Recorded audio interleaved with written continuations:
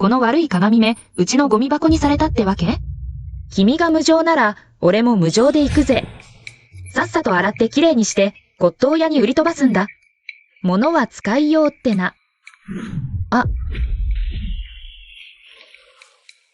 あいたたた、痛いよ。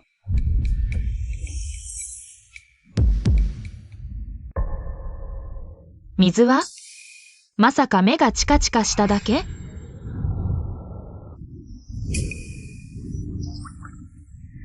将軍、ご覧ください。ここに突然、生きた水が湧き出ています。雨も降っていないし、雪も溶けていない。全く奇妙です。みんな動くな、近づくな。我々は丸3ヶ月包囲されている。城内は石雫の水も得られず、今、理由なく異変が起きている。中には必ず問題がある。この鏡は一体何者だ？どうしてこんなに変なんだ？あ。これは何だ？古代の兵士が着ていた甲冑の残骸に見える。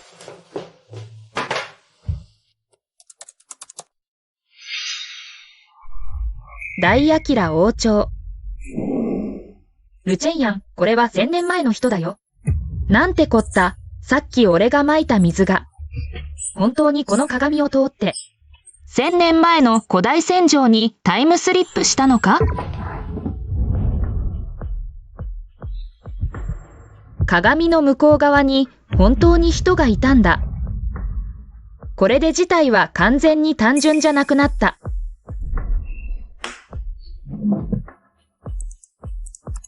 軍上官は蛮族に3ヶ月包囲され、城内は水も食料も尽きた。朝廷はなかなか援軍を送らない。森政チェンヤンは最終的に城を落とされ戦死した。全城3万の住民、一人も生き残らなかった。さっきの数杯の水が、なんと、滅びゆく運命の死の町に届いたのか。将軍、たとえこれが奇妙なことだとしても、これは確かに飲める生きた水です。兄弟たちはもう限界です。水が補給されなければ、今夜、多くの者が渇きで死ぬでしょう。水を分け与え、みんなで節約して飲もう。少しでも長く持ちこたえるしかない。将軍、この突然の清らかな水は、本当に天からの神の奇跡だと思いますか？これは普通の天候ではない。空から水が湧く、あまりにも怪しい。むしろ、暗がりに潜む誰かが、わざわざ我々少子を救おうとしているのだ。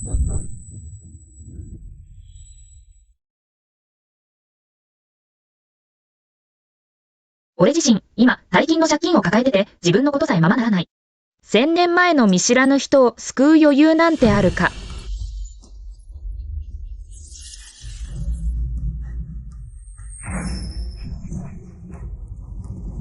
殺せ。将軍、大変です。蛮族の大軍が野因に乗じて、夜襲を仕掛けてきました。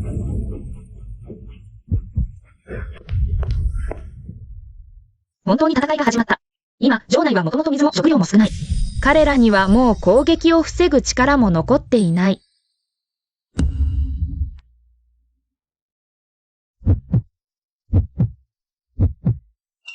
金銭のことはひとまず置いて、まず人を救うのが肝心だ。できる限り手を貸そう。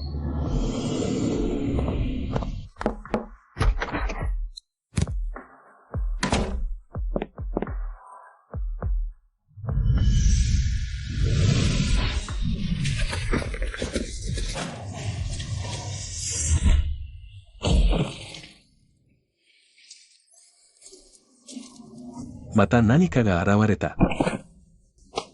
これはきっと神の漁業だ。天が我々を見守ってくれている。水が飲める。これでようやく生きる希望が持てる。将軍、やはり神が憐れみをかけて手を差し伸べてくれたのだ。この窮地に陥った我々を救おうとして。これは神の仕業ではない。良き心を持つ人の手によるものだ。虚無を超えてここに来て、我々将兵を守ってくれた。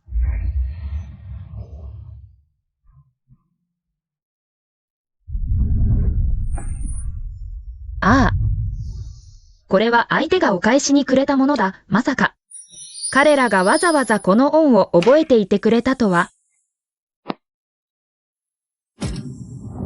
だの普通のミネラルウォーター数箱で、こんなに貴重な小玉と交換できるなんて。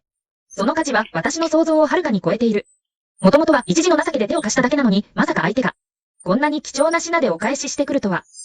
あちらの人も格別に情に熱いようだ。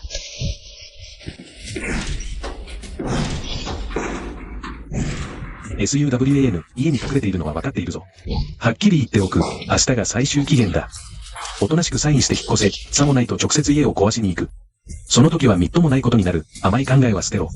分かってるなら早くドアを開けろ。手を出すなと言うな。ボスの我慢も限界だ。今日もし協力しないなら、直接ドアを破って入るぞ。この連中は何度も押しかけて追い出しを迫ってくる。単にこの土地が欲しいだけじゃない。明らかに家の骨董品を狙っているんだ。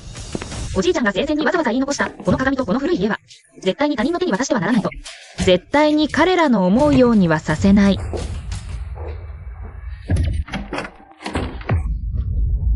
しまった。本当に鍵をこじ開けて入ってきそうだ。早くしろ。ただの小娘だ。何ができるって言うんだ。この古い家の古い品は。今日こそ手に入れなければ。そちらは誰だ。深夜に騒ぎを起こすな。すぐに立ち去れ。クソ。こんな時に限って人が来る。ボス、警備員が来た。もう行かないと捕まるぞ。一旦撤退だ。SUWAN、運が良かったな。時間はたっぷりある。またな。びっくりした。もう少しで入られるところだった。鏡がまだ光っている。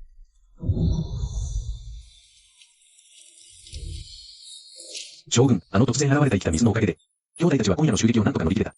でなければ今夜は本当に総崩れだった。この忠誠と恩は山河よりも重い。我々は自ら進んで手を縛ることはできない。紙と筆を持ってこい。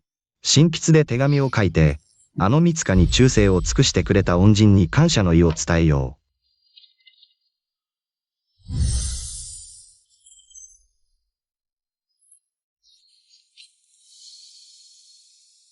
恩人が何度も絶対絶命の危機を救ってくれた。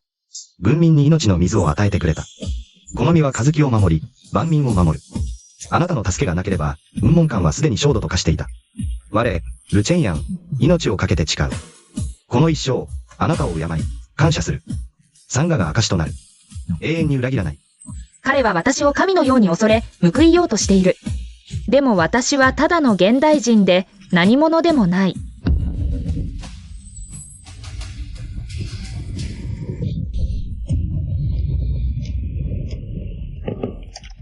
長安3年の冬。大雪の夜、城は陥落した。ルチェンヤンは力戦して国に準じた。前場の3万の軍民、一人も生き残らなかった。なるほど、歴史に記された城落ちの日は、明日の夜明けだったのか。彼は明らかに全力で城を守り、援軍もなく、補給もなく、最後には全滅の結末を迎えた。あまりにも悲惨だ。将軍、敵軍の工場高台はすべて完成しました。明日の夜明けが総攻撃です。これだけの兵力には到底できません。城内の食料は底をつき、負傷兵は数知れず、薬は全くありません。兵士が命がけで戦おうとしても、勝ち目は全くありません。我々軍人は、生まれながらに国土を守り、民を守る。城があれば人あり。城が落ちれば人も滅びる。これが宿命だ。ただ、常駐の民衆が哀れで。無実の罪で戦乱に巻き込まれ、心は慌て、胸は詰まる。結局は我々と共に死地へ向かう。彼は明らかに何も悪いことをしていない。すべてを尽くして家国と民衆を守ったのに。必死の結末を迎えなければならない。歴史がどう書こうと、私は結末を知ってしまった以上。彼と前場の人が死ぬのを、ただ見ているわけにはいかない。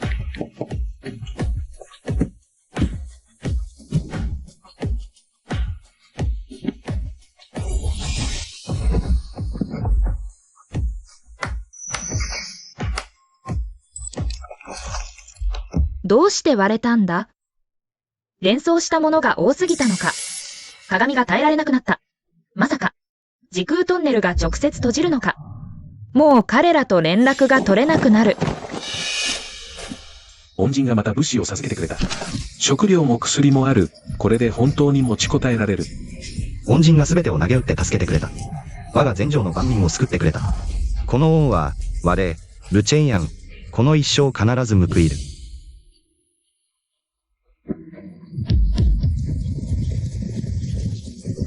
ここまで割れてしまって、あとどれくらい持つかわからない。向こうは夜が明けた。戦いはすでに始まっているはずだ。私が関わった以上、途中で投げ出すわけにはいかない。彼はこれは謝礼だと言うが、私はただ数箱の水を送っただけだ。こんな値打ちがあるはずがない。大明中期の養子白玉。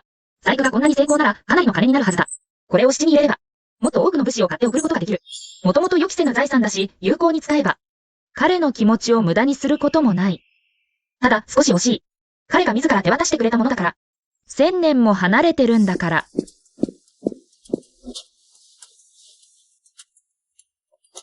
お嬢さん、これはどこで手に入れたの？家に伝わってきたものです。大正中期の養子白玉、状態がすごくいい。彫刻は肝臓レベル、ここまで完全に保存されてるのは珍しい。大体どんくらいの価値あるの？控えめに見積もって800万から1000万。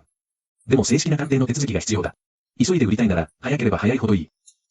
じゃあ600万で今すぐ振り込むよ。こういう古物は相場の変動が激しいから、隠さずに言うと。俺が転売してもせいぜい100万か200万の儲けだ。わかった。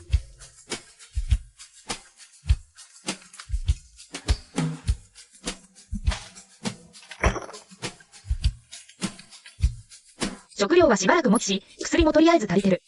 前回は急いで送りすぎた。リストも作らずに送っちゃったから、今回はちゃんと記録しないと。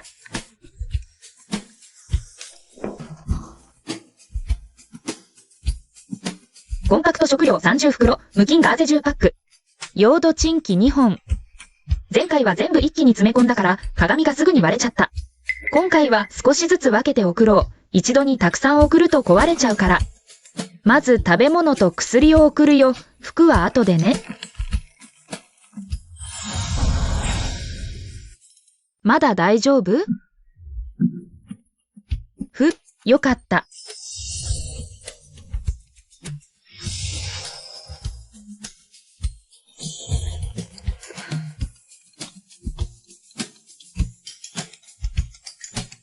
もしもし、UAUWANWAN。最近なんで電話に出ないの？前に調べてくれって頼んだ文門館の資料だけど、また新しいのを見つけたんだ。何が新しいの？生死にはルチェイアンが城を守って戦死したと記されている。でも、民間の雑記を一冊見つけて、その中の説はちょっと違うんだ。どう違うの？その雑記によると、城が落ちる前に、陸縁は臨時を親衛隊に託して逃がし、住民には水道を使って撤退するよう手配したらしい。でも、日東のルートが複雑すぎて、結局、ほんの一部の人しか逃げられなかった。ただ、兵士はこの説を採用していない。日東？雲仙間に密道があるの？本当かどうかわからないけど、雑記ってそもそも真偽半々だし。ねえ、最近一体何してるの？別に、ただこの歴史人物にちょっと興味があるだけ。1000年前の将軍に何が面白いの？また徹夜で小説読んでるんじゃないの？そんなところかな。将軍。次は、接触が現れました。前回よりも多い量です。今夜は兄弟たちも満腹になれます。彼はまだ私たちを助けてくれている。恩人は一体誰だ？誰であれ、この恩は忘れない。前回は手紙だけでは、どうも不十分に感じた。戸棚の暖気の箱を取ってきてくれ。将軍、あれはご家伝の養子玉ねぎですよ。命の恩に、玉一つがなんだ。また返礼品か。この人はどうしてこうも礼儀正しいんだ。これは本当に美しい。恩人、再びようやと。城の少子一同、感謝の念に耐えません。この玉は陸防の家電の品で。報いではなく、ただ恩人に私の社員の重さを知ってほしい。上官の危機は未だ解けず、陸防は軽々に報いを口にできません。しかし機会があれば、必ずお伺いして感謝を申し上げます。誰がお伺いしてくれなんて言った？まずは生き延びてからだ。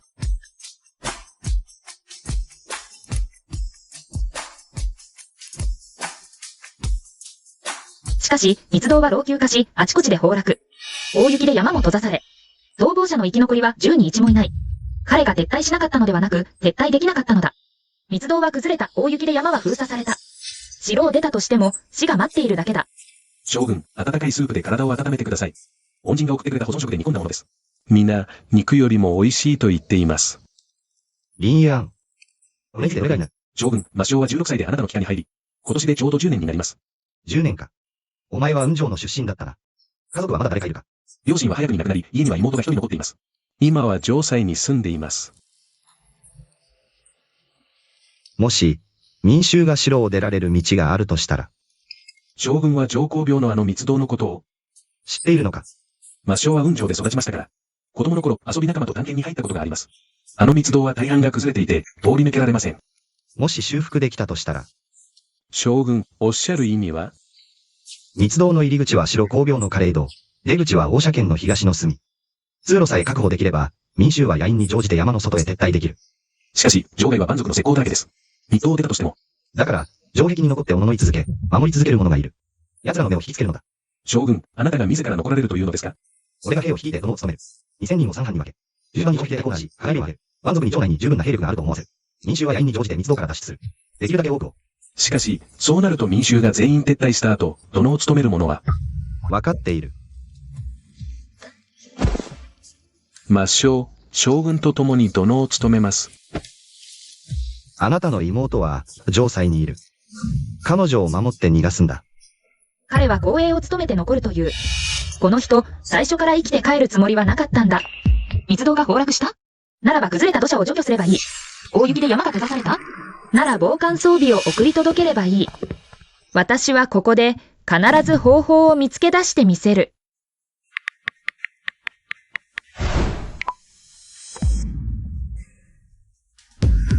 彼が城を守り、護衛を務める。私は彼の退路を掘り出す役目を担おう。死ぬなんて絶対にダメだ。私への恩返し、まだ終わってないんだから。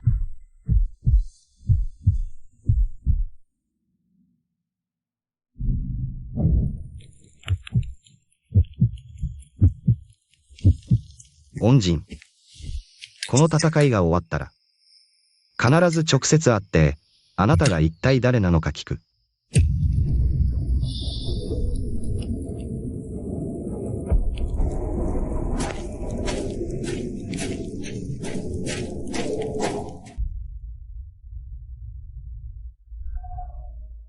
3里に及ぶ密道には5箇所の崩落が記されている。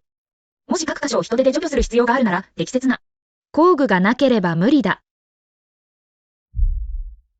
さらにいくつか追加が必要だ。一輪車で採石を運び、ワールで大きな石を動かし、それからトランシーバーも。連絡用だ。彼には兵が、私には物資がある。2000人で1本の密道を修復するなら、一晩あれば十分だろう。将軍。彼が試験に詳しい地元へ100名重視せよ。合わせて300名。彼らはみんな、雲上で育った者たちだ。密道に入ったことのある者も少なくない。300人で足りる。老戦に指揮を任せよう。彼は上皇病の病もりで、密道には誰よりも詳しい。しかし将軍、密道修復には工具が必要です。我々が持っているシャベルやツラシの大半は、鍛冶屋へ武器修理のために送られてしまいました。残りは本当にわずかです。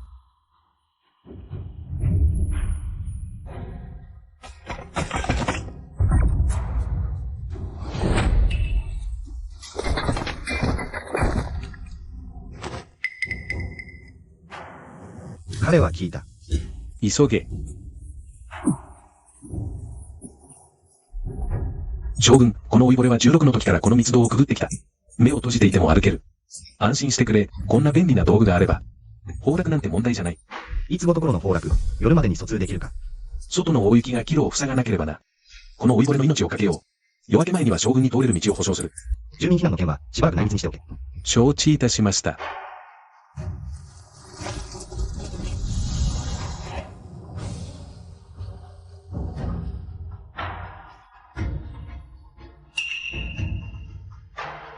バンバン、また一つ見つけたよ。陸神ツバメに関するマイナーな資料。ヤシによると、彼は最後に行方不明になり、遺体は見つからなかったらしい。どうなったと思う？同時に行方不明になったのは、一面の同郷もだ。あの古い青銅鏡のこと。彼と一緒に見つからなくなったんだ。偶然だと思わない？遺体が見つかっていないということは、公式記録の戦死は結論ではないかもしれない。もし彼が死んでいなかったら？もし彼が鏡を持って失踪したら、この通元鏡と関係があるのかもしれない。通元鏡は唯一無二のものではない古文書には2枚が鋳造されたと記されている。一陰一陽表裏一体未来に通じる陽鏡として、真の姿を表す2枚の鏡2枚の鏡2枚の鏡。1枚は未来に通じ1枚は過去に通じる。もしこれが過去に通じる影鏡なら、もう1枚の陽鏡はどこにある？同時に失踪したのは同鏡も1枚。もしかしてルチェンヤンの手にも1枚あるのか？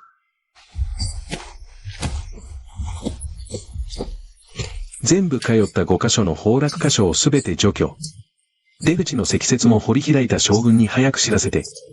秘密通路が通った。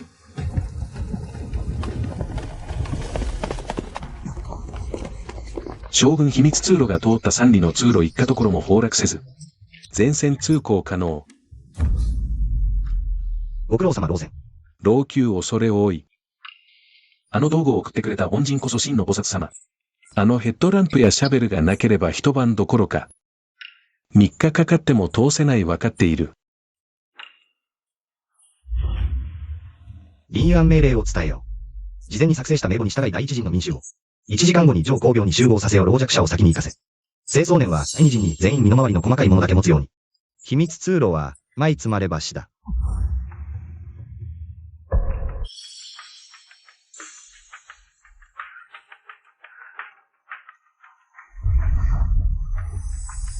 地図に従ってここから掘れ。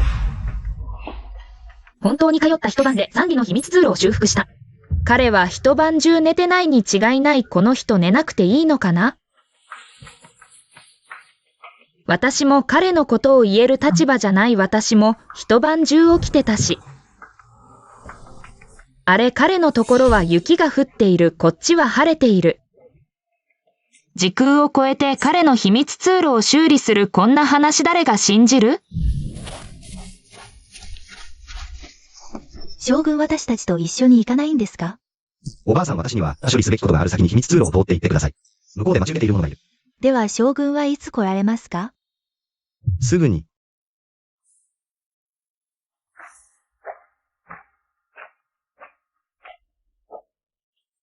将軍おじさん早く来てね。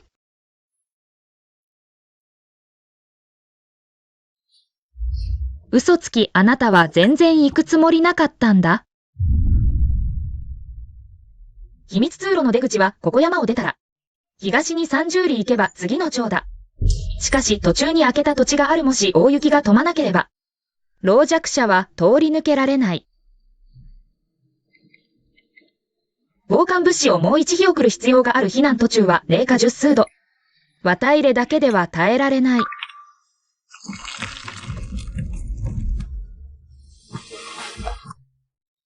お嬢さん、前回は完成の玉ねぎ、今回は家電の玉璧。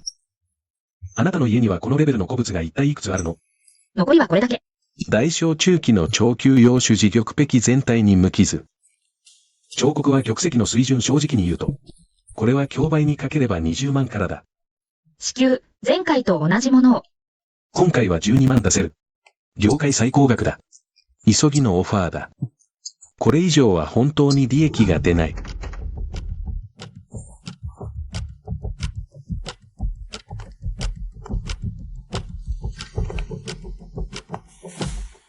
どうやって入ったの？バルコニーの窓の鍵が壊れてたから、うちの者が直してやった。よみがえさん、これもあなたのためだ。古い家は老朽化して危険だ。出て行け。立ち退き命令が下りた。正式な書面にハンコも押されてる。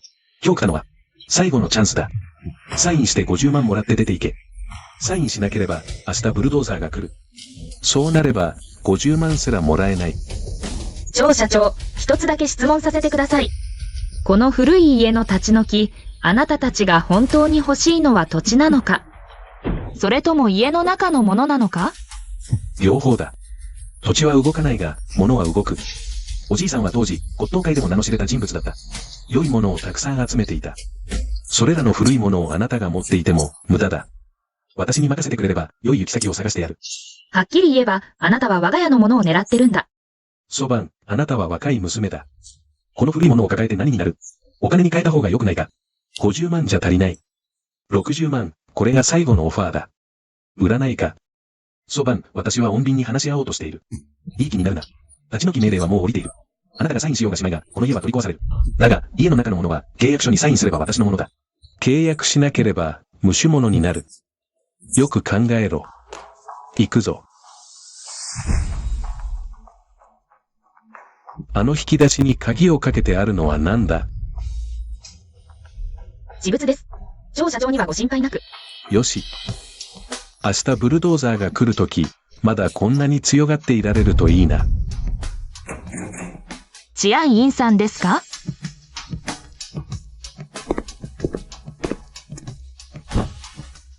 彼は引き出しの中の青い光を見た。彼は見たんだ。彼がここにいることを知ったのは、この古い家のせいじゃない。あなたのせいだ。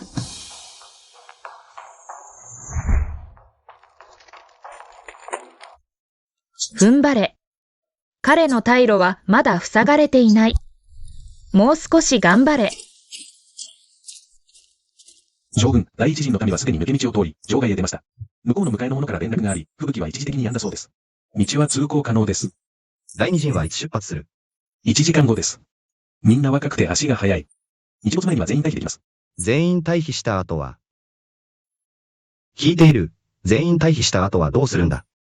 お命令通り、各陣営で集計しました。自発的に殿、しんがりを務めると申し出た者の数は、合わせて437名です。十分だ。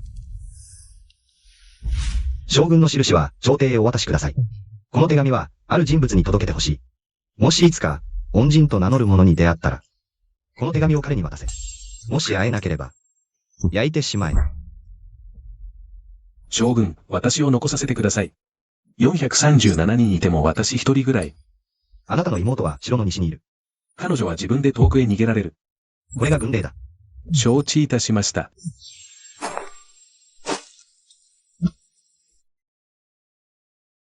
これが最後だ。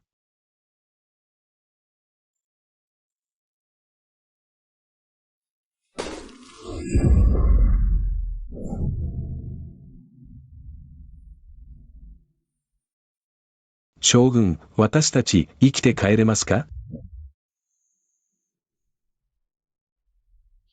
名前は？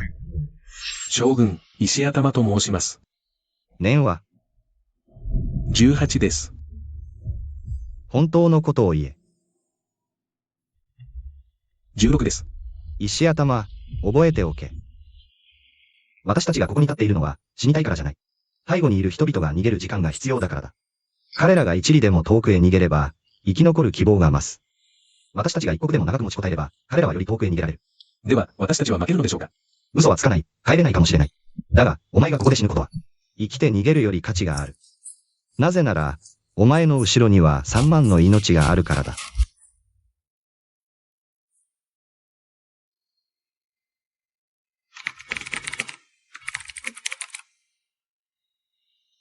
ロチンツバメ、しっかり持ちこたえろ。お前の部下は一人も死なせるな。第一、東映部隊は一斉ではなく、分岐で撤退せよ。第二、撤退のタイミングは深夜を選び、吹雪を利用して隠れよ。第三、撤退前に城壁に義兵を配置せよ。松明と太鼓はそのままにし、蛮族に城内にまだ人がいると思わせろ。だが一つ問題がある。蛮族が城内が空虚だと気づけば、騎兵が追いかけてくる。一般の民衆は逃げきれない。祖父が残したレシピの中に、焼夷弾の作り方がある。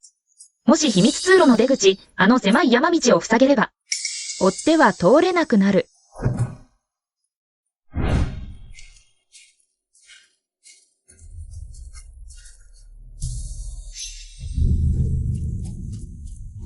石頭、任務を任せる。将軍、お命令を。今から。半時経つごとに、東の壁と西の壁でそれぞれ太鼓を1回打て。鼓の音は大きければ大きいほどよく、リズムは速ければ速いほどよい。城の外の蛮族に、我々が兵力を移動させ、野襲を準備していると思わせろ。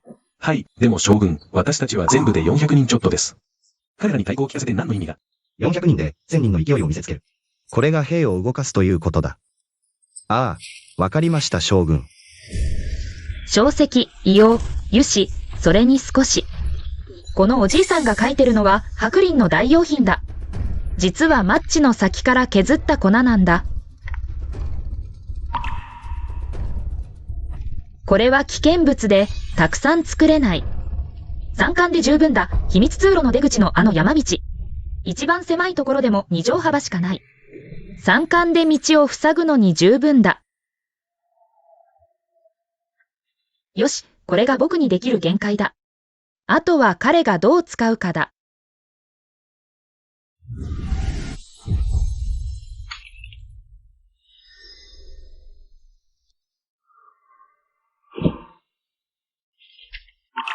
君は退路まで考えてくれたのか。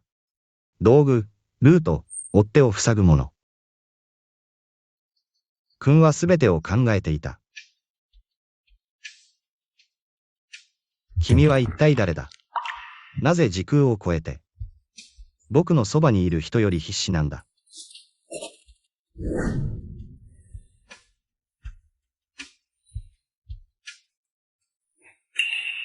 WAWN、また一つ見つけたよ。ルチェンヤンに関するマイナーな資料。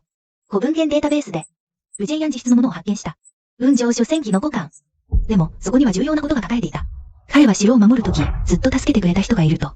個人がそんな言葉を使うはずがない、本人から聞いたのでなければ。WAN、この陸将軍の恩人。誰だと思う？このバカは本まで書いていた。皆、聞け。今夜は大げさなことは言わない。一つだけ話す。お前たち全員に、退路を用意した、秘密通路の出口だ。私が仕掛けたおとりで、蛮族は追ってこられない。だから生き延びろ。戦えるなら戦え。退くべきなら退け。これは逃げじゃない。戦力を温存するんだ。将軍、あなたは？私が最後に行く。でも、私の言葉は変わらない。城と共にある。お前たち全員が脱出するまで。我、ルチェンヤン、この城壁を離れない。これが私の約束だ。そして、ずっと我々を助けてくれたあの方への、最後の伝言だ。何を伝言するんだ。生きて帰ってこそ。最高の伝言だ。蛮族が野襲をかけてくる。彼らは怪しんでいる。ルチェンヤン、蛮族が動いた。早く退け。将軍、蛮族の騎兵が城門方向に集結中。数は少なくとも2000。1交互に攻撃開始と見られる。来い。とっくに気づくはずだった。ふん。使徒、お前の太鼓隊を連れて。3つの大太鼓を同時に叩け。リズムは速く。音量は最大だ。残りは昼間の配置通り。それぞれの位置につけ。東の壁に矢を放ち、西の壁に石を投げ、南の壁に火を放つ。線香が一本燃え尽きるまで攻撃を続ける。線香が燃え尽きたら、全員南の壁に集結せよ。順番に地下道へ降りる。戦いに執着するな、振り返るな。私を待つな。これが軍令だ。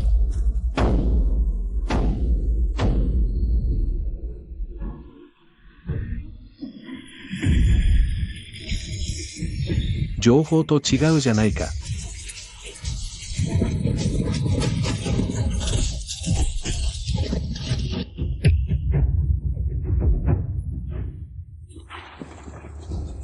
これが最後の一つだ。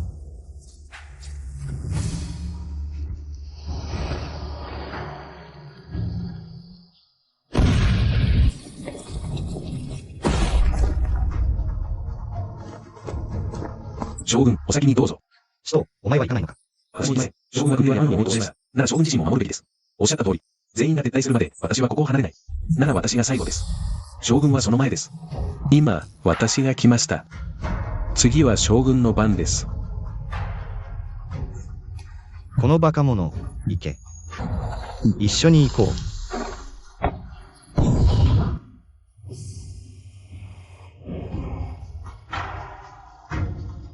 入った。本当に入ったんだ。この嘘つき、松なって言ったのに。結局、自分が最後に残った。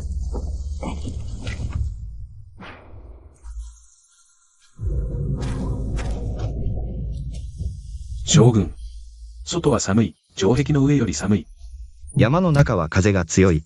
我慢しろ。将軍。将軍、本当に出てこられたんですね。すぐ戻ると言っただろう。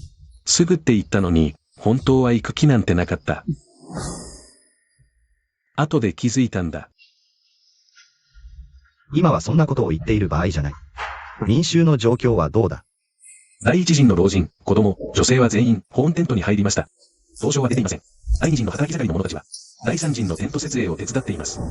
将軍のご指示通り、全員。身の回りの衣服と食料だけを持ち、大きな荷物はありません。道を塞げ。全員、今夜は休息させろ。夜が明けたら出発だ。蛮族が空の城を発見したら、地下道を伝って追ってくる。我々に与えられた時間は一夜だけだ。距離を取れ。はい。出てこられてよかった。400人以上、1人も欠けていない。3万人以上の民衆は全員脱出した。しかし、まだ終わりじゃない。明日、夜が明ければ蛮族が追ってくる。3万人の民衆は早く歩けない。騎兵に追いつかれたら全滅だ。東へ30里行けば次の城がある。しかし、途中に峡谷の細道がある。両側は絶壁だ。積雪が深い。峡谷の細道は最適な伏撃地点だ。だが、まず彼らがそこに到達する必要がある。当然、この峡谷を越えたら、東へ。一番近い人のいる場所はどこ？牛角町だ。ここから約15キロ。ただし、途中に高口橋渓谷を通る。両側は絶壁。積雪は少なくとも腰まで。若者でも歩くのが大変だ。老人や子供はもっと難しいだろう。若者が道を開き、老弱者が真ん中を歩いたら。それでも丸1日かかる。一番の問題は、高口橋渓谷には特に狭い場所が2カ所ある。1人しか通れない。3万人が順番に通るのに、あの2つの狭い口を通るだけで4時間はかかる。蛮族の騎兵は4時間もあれば追いついてくる。なら、あの2つの狭い口の外で伏せよう。騎兵も雪の中では早く動けない。最初の一撃さえ防げれば。あとはなんとかなる。恩人がくれたあの焼夷弾を使おう。あと1貫しかない。大事な時に使わなきゃ。焼夷弾はもうすぐなくなるが、また作れる。材料は前回かなり残っている。高口橋渓谷の2つの狭い口、それぞれに1貫必要。それに退路封鎖用。合計3貫だ。材料はちょうど足りる。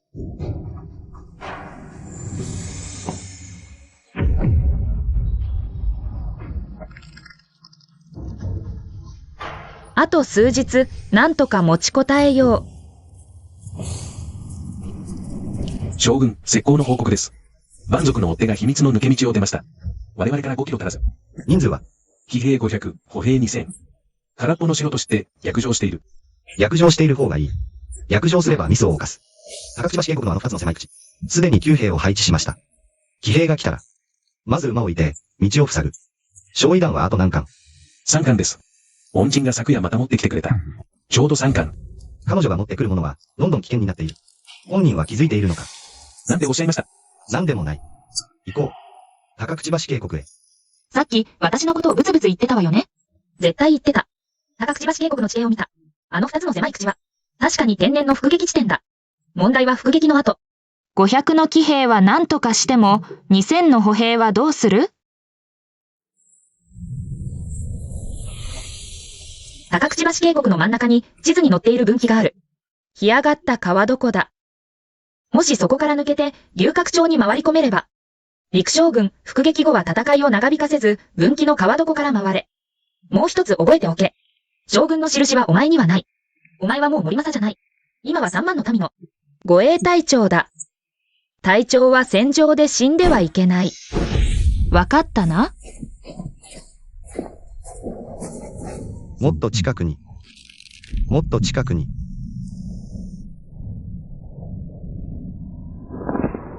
矢を放て。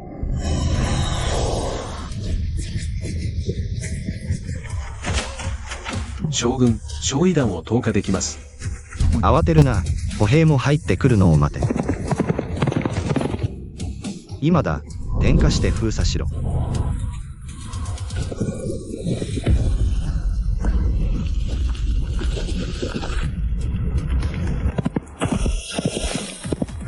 将軍、さっき2名射抜きました。いや3名です。将軍、恩人のこのルートは完璧です。蛮族は我々が牛角鎮に向かうと思っているはず。途中で川床に迂回するとは夢にも思わないでしょう。彼女はここの地形まで把握している。恩人は一体何者なのか、物資を送れるだけでなく、兵法や地形にも精通している。抹消、ますます興味が湧いてきました。隊長、戦場で死ぬな。わかったか？よかった。彼は従ってくれた。ねえ WAN、大変なことを調べたよ。ルジェイアンがその後どうなったかわかる？雲上石の戦いの後、朝廷の援軍がようやく到着した。5日も遅れたが、彼らが、蛮族の主力を消耗させたおかげで、援軍は大勝利を収めた。ルジェイアンは死なず、城を守った功績で、陳北将軍に昇進した。本当？本当だよ。聖史に書いてある。彼は雲上関を11日間守り抜いた。弾薬も食料も尽きても降伏しなかった。援軍が到着した時、城内には彼と数百人の負傷兵しか残っていなかった。それでも持ちこたえ、朝廷から公爵に封じられ、中期の称号を賜った。中期コールチェンヤン。そうそう、彼が城を守っていた時、ずっと。密かに彼を助けていた謎の恩人がいたよね。あの恩人って誰だと思う？もしかして未来から来た人？ゆえゆえ。その人、私なの。後で説明する。先に切るね。聞こえたか？援軍がもうすぐ来る。あと数日、ほんの数日持ちこたえろ。中期公。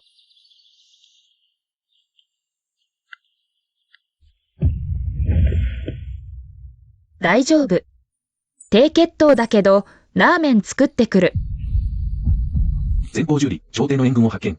安北大英の旗印だ。少なくとも1万人。援軍が来た。本当に来た。11日遅れて。彼らはようやく来た。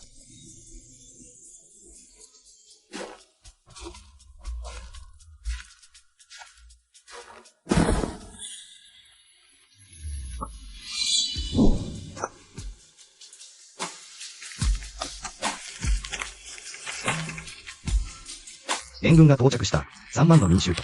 437人のどの、しんがりの兄弟たち、全員生き残った。この11日間、ずっと考えていた。君は一体誰なのか。なぜ、どれほど遠く離れていようと。ここまでしてくれるのか、長い間考えた。でも、もう考えない。君が誰であろうと、どこから来ようと。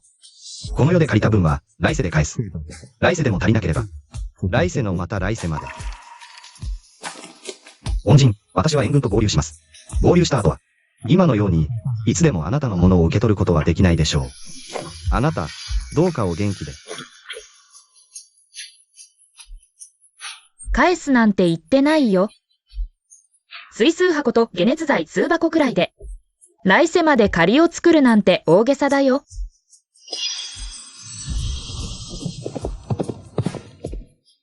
もう行くの ?11 日、まるで彼を知っているような。11年もの知り合いだったかのように。ルチェンヤン中技校、また会いましょう。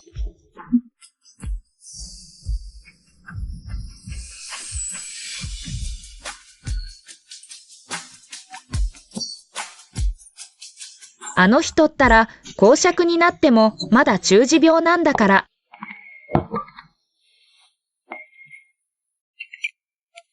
WAN、家の前に来たよ。ドア開けて。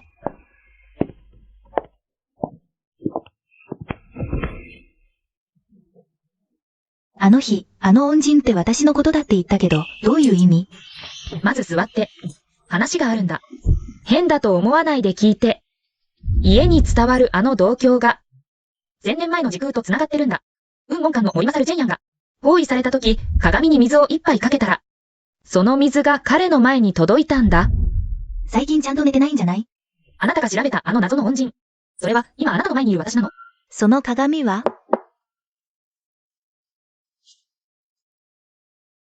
今は繋がってない。雲南館の包囲が解けた後、繋がらなくなった。やるべきことは全部終わったから。彼、あなたの顔を知ってるの？知らない。名前は？それも知らない。彼は私が恩人だってことだけ知ってる。それじゃ、良いことしたのに。名前すら教えてもらえないなんて。誰かが助けてくれたって知ってればそれでいい。待って。ルチェンヤンは後に中技校に封じられて、70歳まで生きた。司書には生涯独身だったと書いてある。癒しには、彼は一生誰かを待ち続けたってある。このバカ。WAN、まさかあなた。ゆえ、喫茶店の内装どうしようか考えて。古い家を小さな喫茶店に改装したいんだ。ついでに雲南館の小さな展示コーナーも作りたい。待って、さっきの話まだ終わってないよ。お茶入れてくる。蘇官、話題そらさないで。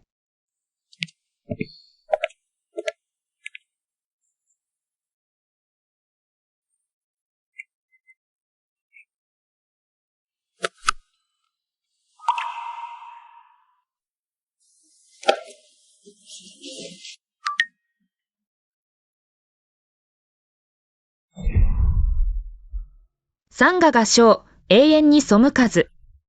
ルチェンヤン。通元経は2枚鋳造された。陰と陽。1枚は過去へ、1枚は未来へ通じる。私のは過去へ通じる方。じゃあもう1枚はルチェンヤンの手に？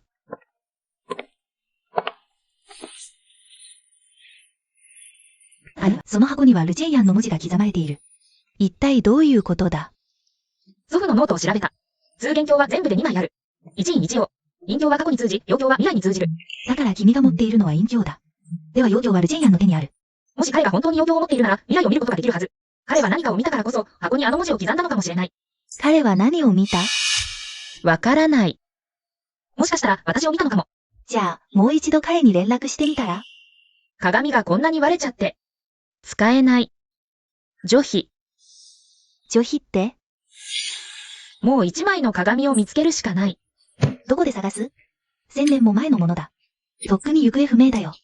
オークションで聞き込みを頼んだ。30年前。北方の古い町から青銅鏡が1枚持ち込まれた。裏の文様が私のこれと全く同じ。リクというコレクターが落札した。リク・ルチェンヤンの子孫か？確かではない。だがその古い町の位置は、ちょうど昔の雲門館の跡の近くだ。偶然すぎる。探しに行くつもり？まずは喫茶店を開くことだ。店主、この鏡は本当に1000年もの歴史があるんですか？先祖代々伝わってきたものだ。雲漢の物語は本当？小説みたいに聞こえるけど。本当かもしれないし、物語かもしれない。お茶が美味しければそれでいい。古文書サイトで見つけた。陸将彦は晩年、雲上主戦へという本を書いた。その中で繰り返し出てくる呼び名がある。鏡の中の人。城を守るとき、鏡の中の人が密かに助けてくれたと書いている。だが直接お礼を言えなかったことが一生の心残りだという。私の名前を知らなかったから、そう呼んだのだろう。彼はまた、ある奇妙なことを書いている。妖鏡の中で一人の女性を見たという。明るい部屋に座り、彼に向かって何か話している。声は聞こえないが、その女性が笑っているのが分かった。彼が見たのは、きっとあなたでしょう。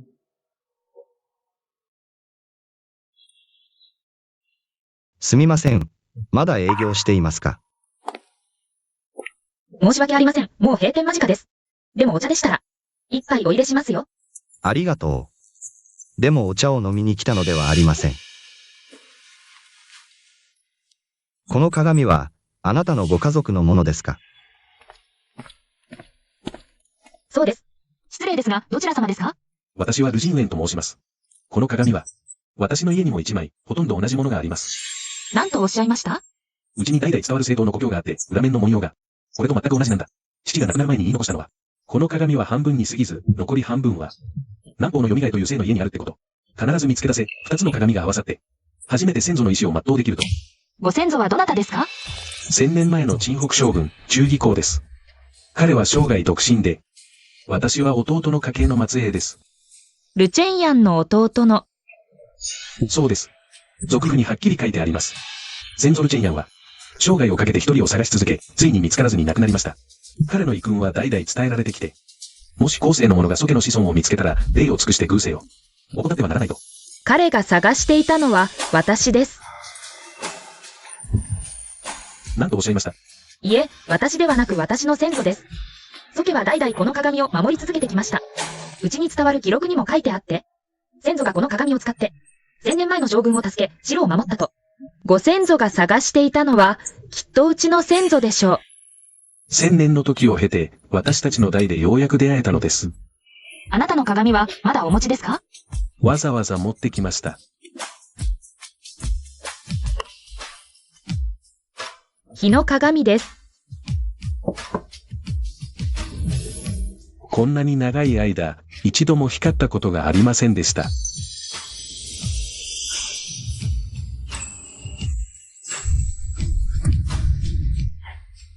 何か見えましたか？いえ、ただ彼らがようやく出会えてよかったと思うだけです。映像が短すぎて、よく見えません。でもあの姿はきっと彼です。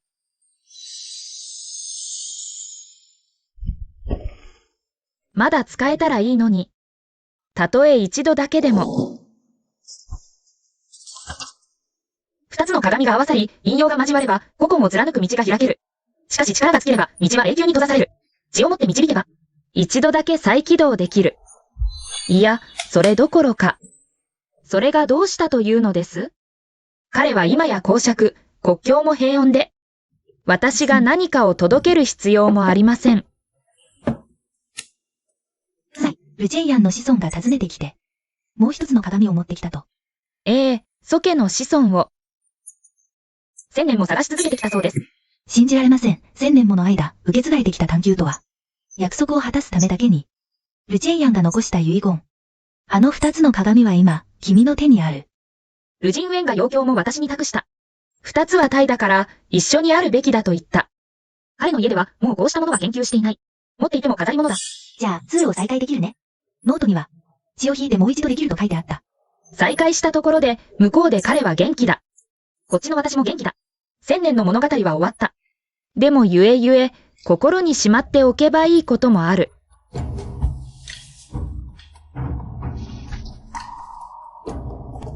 なかなかイケてる絵だ。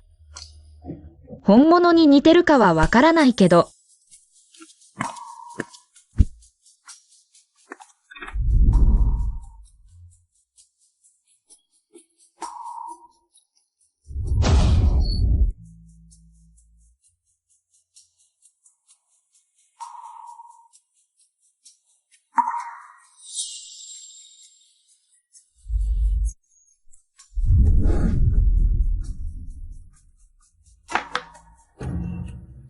やっと来たね。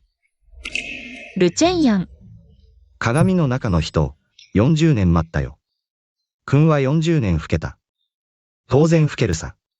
君は相変わらずだ。君が見たあの姿じゃない。あの時、顔を出さなかったのに、どうして私を。妖鏡が私の手にあった。城を守っている時、鏡越しに、たまに女性の姿が見えた。ぼんやりしてたけど、君が笑ってたのを覚えてる。君のあの鏡も。先祖伝来のものか。父が残したものだ。この鏡は、南方の祖家の鏡と、陰陽の対だと言った。祖家の子孫が困った時、陰教で私に助けを求められる。雲南館が包囲された時、祖家の子孫に救われた。因果が逆転して、恥ずかしい話だ。その後、私を探した?一生探した。南方に人をやり、蘇生を訪ねた。でも1000年前、山河に阻まれ、情報は通じない。結局、見つからなかった。恩人が蘇さんだとしか。祖家の子孫だとしか知らない。他は何も。私は蘇だとどうして知る?妖教が教えてくれた。君が物を送るたびに、鏡面に蘇の字が浮かぶ。これは宗教の官能だ。だから、後世の子孫に残した遺言は、祖家の子孫を探すこと。私の人生に後悔はない。ただ一つだけ。直接お礼が言えなかったこと。今、蘇さんに会えた。ウタンカンの3万の将兵と民、大恩を受けた。生涯忘れない。ルチェンヤン、ここに礼を言う。そんな、やめて。年を取ってるんだから、お辞儀は。元気でやってる。元気だよ。古い家も守られて、今は喫茶店になった。あなたの話をお茶を飲みに来た人たちに聞かせたんだ。みんな、あなたを英雄だと言ってたよ。本当の英雄は、あなたなんだ。あの十数日分の食料がなかったら、薬もなかったら、私は3日も持たなかっただろう。私はただ、少し物資を買って届けただけさ。あなたは毎回、自分の寿命を削って送っていたんだ。私が知らないと思ってるの。妖鏡で見えるんだよ。あなたの腕の青黒いあざが。送るたびに、少しずつ広がっていく。その後が一日一日と増えていくのを見て、何もできずにいた。あなたには見えるんだね。見えるよ。だから、私のために削った寿命のこと、全部知ってる。価値があるかどうか。私が価値があると言えば、それでいい。私のことだ、あなたには関係ない。はははは、40年経っても、その気象は変わらないね。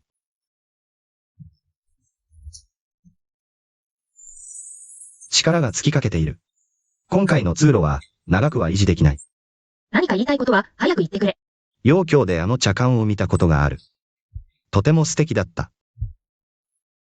自分で設計したんだ。壁には、あなたの陣地図がかかっていた。知ってる。全部見てたよ。蘇さん、山河を証人とし、この旅は永遠に戻らぬ。私はやり遂げた。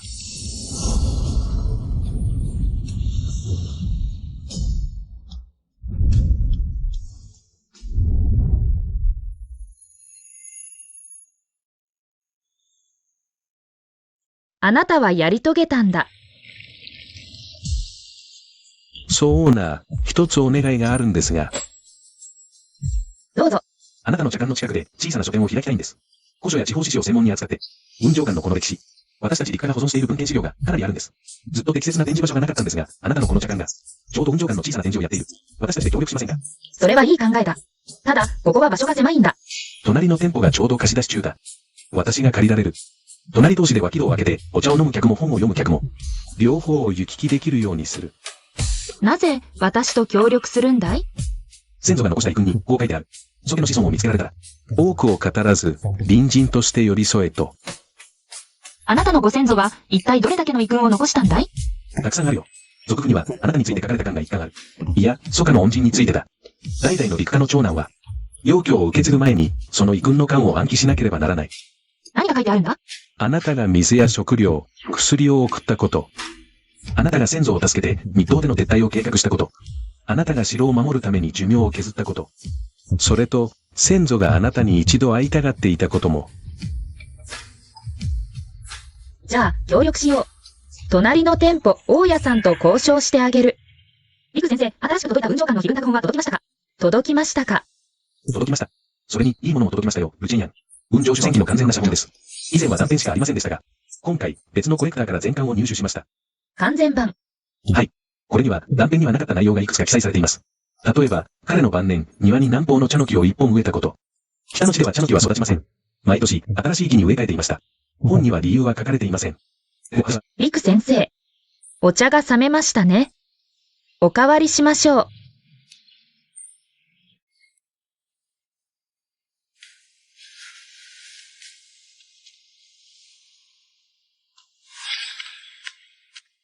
あなたは私に物資を送るために、自分をこんなに消耗させてしまった。彼の要求も、だいぶひび割れているでしょうね。この鏡は私と40年以上を共にしてきた。鏡の中にはよく茶館の明かりが見え、あなたの無事を知ることができた。これで本望だ。もし来世があるなら、平和な世で再会したい。城を守るためでもなく、恩返しのためでもなく、ただ一緒にお茶を一杯飲むために。ルチェンヤン絶筆。私が茶館を営んでいるのは知っているでしょう。あなたは全てを見ていたはず。来世は恩返しのためじゃなくて、ただお茶を一杯飲むためだって。来世のことなんて誰にもわからないよ。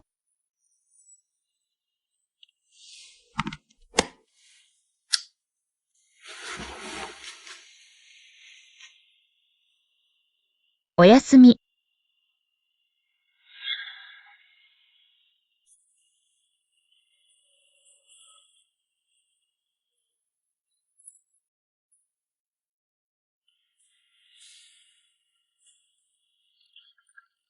店主さん、この茶館の裏にはとても感動的な話があるそうですよね。